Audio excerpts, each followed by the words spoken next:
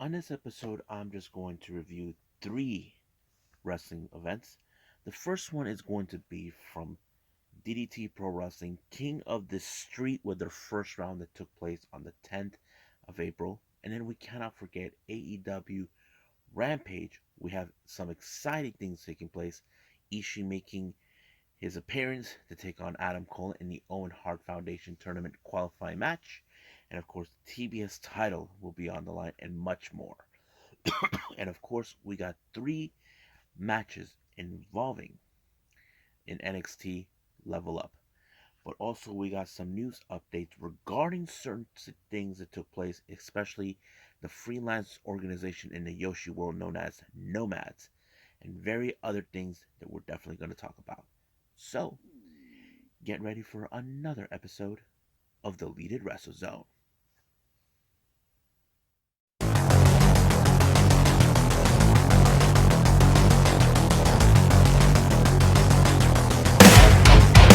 Are you ready? Get up, get up! Get up, get up!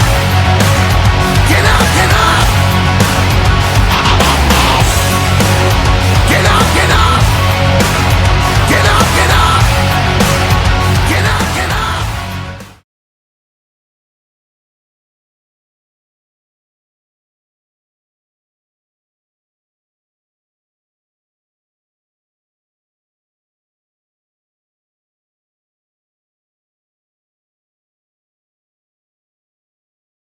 Welcome everybody to Deleted Wrestle Zone. All things that is pro wrestling with AEW, NXT, New Japan Pro Wrestling, Impact Wrestling, the National Wrestling Alliance, various promotions, wrestlers, matches, and championships. I am your host, Gerard here. So, let's begin with DDT Pro Wrestling's King of the Street Wrestling that took place on the 10th of April. Now, they, all of these matches are part of the first round matches all over in certain areas in either Tokyo or in Japan, depending on what area they're going in. First match, we have Shinjiro Takagi, who ended up going to the headquarters of Big Japan Pro Wrestling because his opponent is Abdullah Kobayashi, and he wasn't there because he went grocery shopping or whatever he was doing. But they took the fight outside. Basically, Kobayashi decided to chase him and, ended up in some stairway. But however, he was representing um, Big Japan Pro Wrestling. But unfortunately, Tagagi got pinned by Abdullah to win the match. So, what a random way. Next up, this was on a beach of some place in a Muay Thai style fighting. We have Akiru Mashida taking on Wolwant Noi um, Gachengo. Well, even anyway, but the match itself, it felt like a natural street fight Muay Thai style match. I don't know. I mean, every time I think of Muay Thai, I think about that movie Kickboxer, but I don't know. But it was interesting. But it was Mashida who walked out with a knockout. So it was pretty good. Ugh. And I think it was very interesting to pay attention.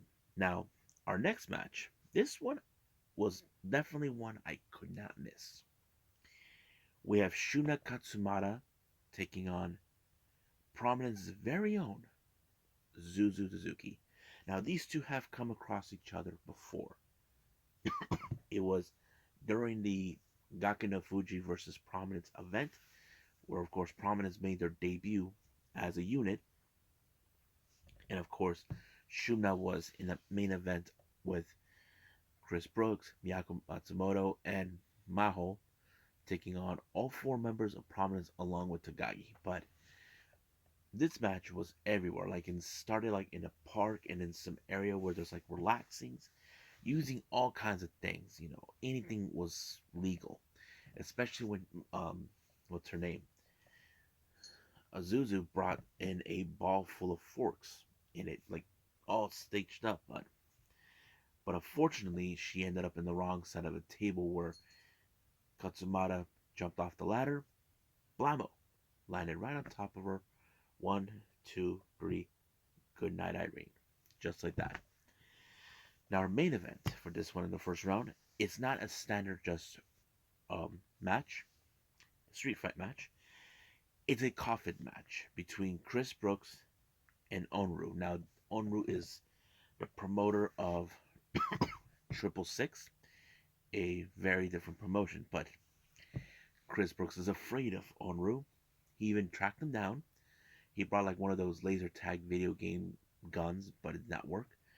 I thought it was crazy, but however, when you thought that Chris Brooks had everything under control, for some reason, Onru actually had a backup plan, and that backup plan was Ram Kaicho, who always dares to help. And of course, Chris Brooks tried to run, but unfortunately, Chris Brooks was able to fight back and put Onru in the coffin, and it was over right there. Now, this is where it gets interesting. He tried to open the coffin to see where he's at, see how dead he is. He was gone, and he just freaked out. Right behind Onru and Ram Kaicho were right there. So basically, he may have won, but he may have been scared out of his mind. So this event was pretty good. I think it was pretty nice. However, there is more of the King of the Street with two more matches after this, but that's going to be at another later review. But right now, I believe it's time for AEW Rampage.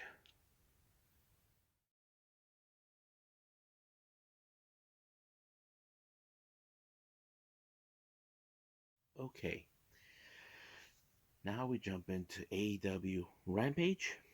Opened up with the qualifying match in the Owen Hart Foundation Tournament.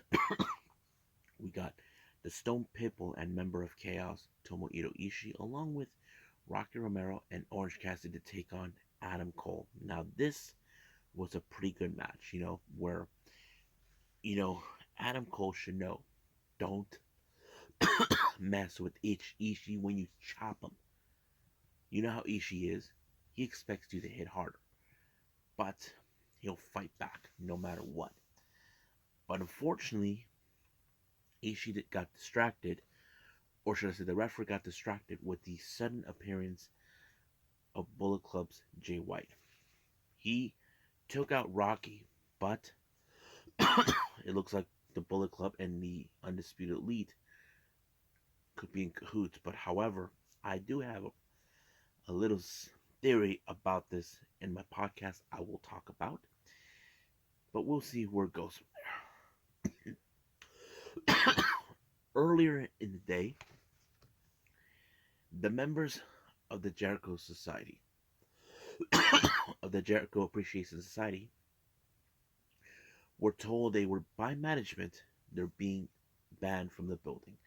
Now Jericho claims that they own the building, but however, it's not going to happen because they want Daniel Garcia alone, along with Eddie Kingston in their match. Now Santana Ortiz are banned as well, so they got no problem with it. Now, for almost a couple weeks, Hook has been not talkative in his interviews, but however, he's been being kind of like stalked by Danhausen, who can't get his curse going. Hook rarely talks from what Excalibur knows.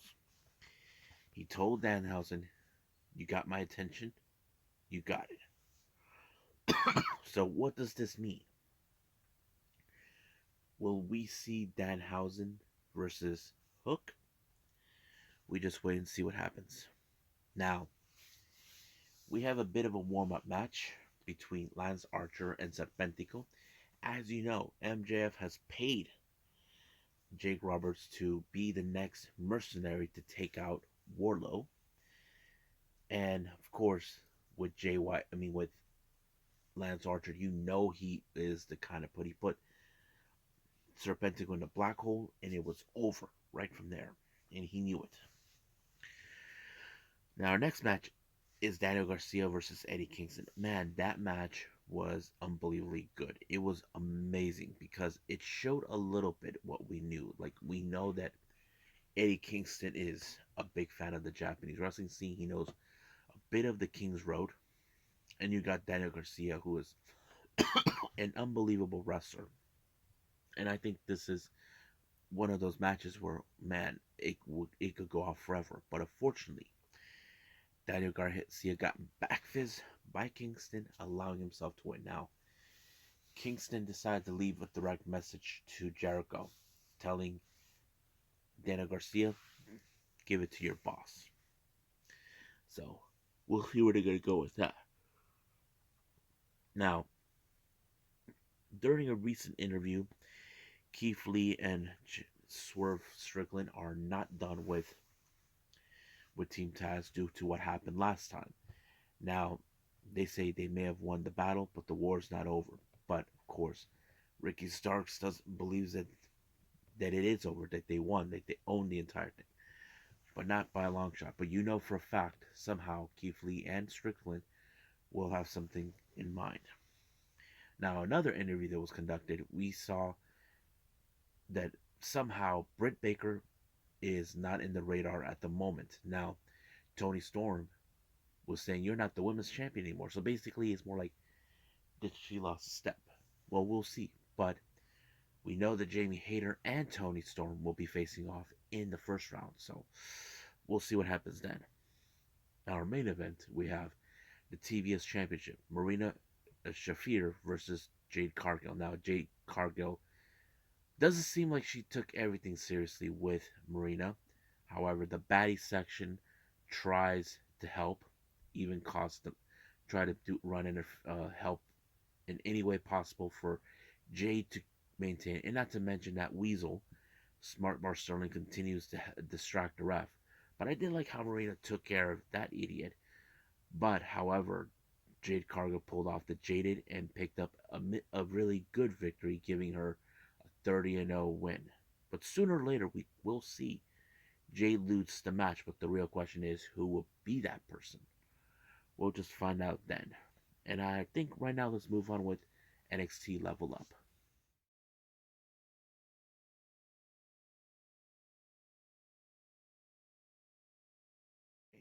NXT Level Up. Open up with a tag team action. We got Edris Enofe and Malik Blade taking on Quincy Elliott and Damaris Griffin. Now, this was a very interesting match because, once again, the scenario David versus Goliath is in play. However, this is the perfect opportunity for Enofe and Malik to get back on the tag team title. Now, keep in mind, this is another team that was never involved in the gauntlet match alongside with Grizzled Young Veterans. So basically, they're now being called to question about that, and now they have to do what they have to do, get noticed, and hopefully they get back on the tag team title. I mean, they could definitely get that opportunity, but right now they have to face against Quincy Elliott and what's his name, and Daramis Griffin. So I thought it was pretty good, but there were moments where Griffin and Elliott were in control, but somehow Inoue was able to overturn it, and boom, giving them a much better edge, and it was Inoue who picked up the victory. So I thought it was pretty good. Next up, we got ladies action. We got Thea Hale taking on Fallon Henley. Now, this is Thea Hale's second appearance being on NXT Level Up. Fallon, as you know, she is trying to pick up a good victories, but not to mention, we know that Elektra Lopez will be keeping an eye on this match. I think she did pretty good in this particular match, but Fallon pulled off the Shining Wizard, and it was over right there. So she picked up a very good victory, but we will see one day that match between Fallon and Elektra to take on. Now, our next match, we have Dante Chen versus Bodie Haywood. Now, they had challenged before, but apparently there was a distraction on the part that took Bodie Hayward out. But this time, No interference is more like a retribution or whatever they want to call it. But I have to say it was pretty darn good. Where Bodie Hayward is now back on track, knowing that he has to pick up wins. And he did. He picked up a very, very good win against Dante Chin. I thought it was pretty good. I liked it, and I hope everybody did. But hopefully we see more of him. And I think that's pretty much it. So I think it's time for some news updates.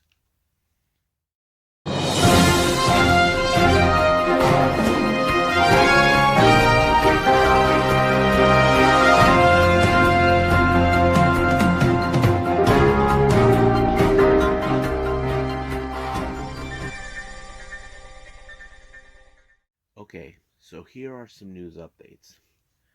A while ago, I talked about this new organization in Japan called NOMADS. Now, this is all in the Yoshi world, Yoshi wrestlers who are mostly freelancers.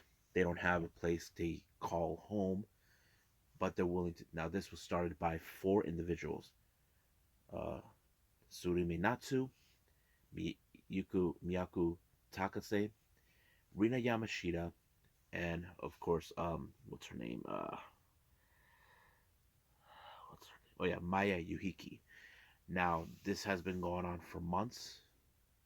They plan to do a show on the 20th of May in Shinjuku Face, which is a really interesting venue that in the wrestling world took place in the independent scenes mostly. I thought it was a pretty interesting way how this is going to go. However, there were certain things I missed that I did not know.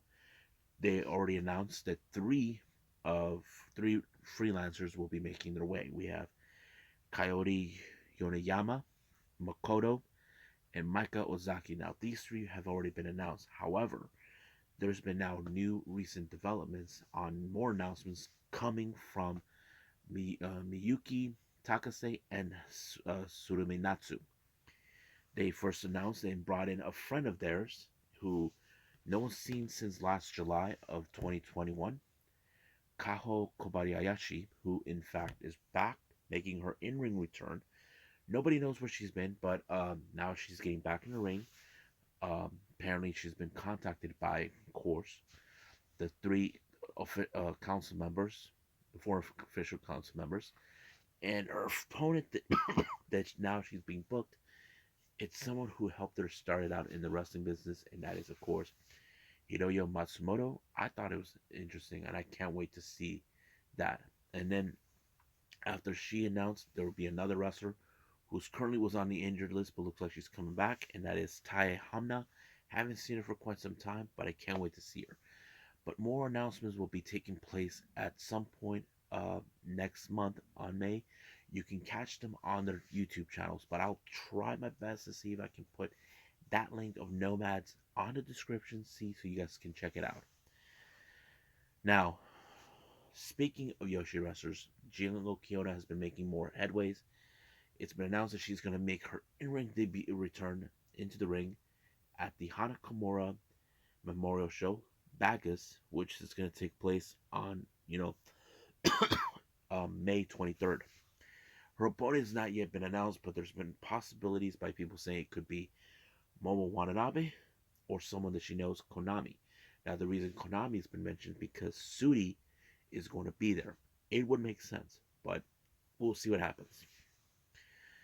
Now, independent promotion, Black Label Pro, for their upcoming event, Fantasy Wrestling, that's going to take place on the 1st of April, has announced that Lee Moriarty, Sky Blue, and Jake Something will not be available coming to the to this event that's taking place. However, Jake Something was the Black Label Pro champion, and now they stripped them of the title. Now they had every intention to give them a championship match, so they even called Calvin Tankman, but he was unavailable. So it's kind of strange, but they decided to put it a four-way match, no disqualification, no countouts.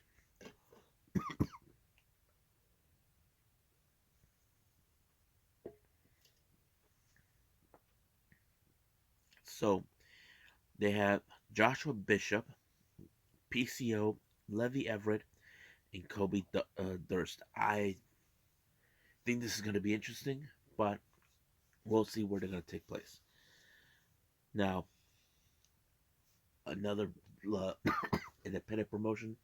We're talking about LA-based Pro Wrestling Guerrilla has announced for their upcoming event delivery the delivering the goods. That also taking place on the 1st of May.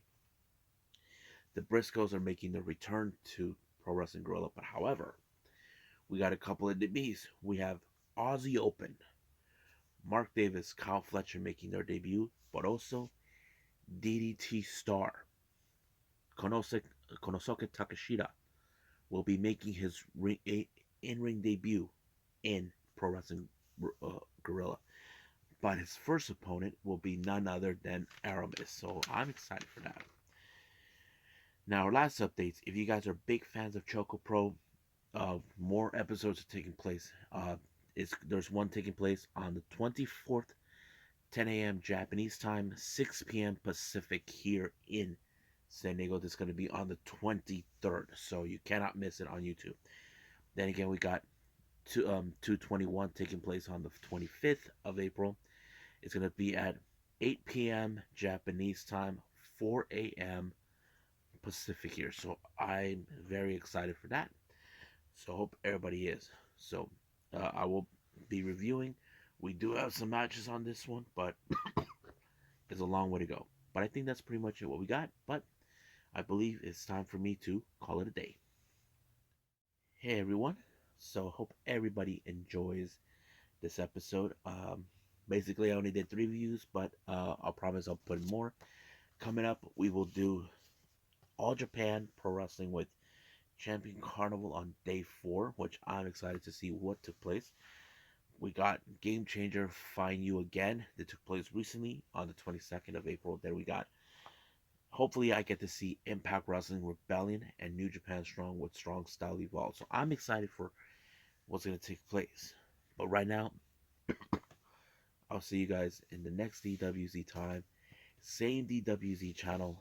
I must bid all of you adieu. So, goodbye. And have a nice day.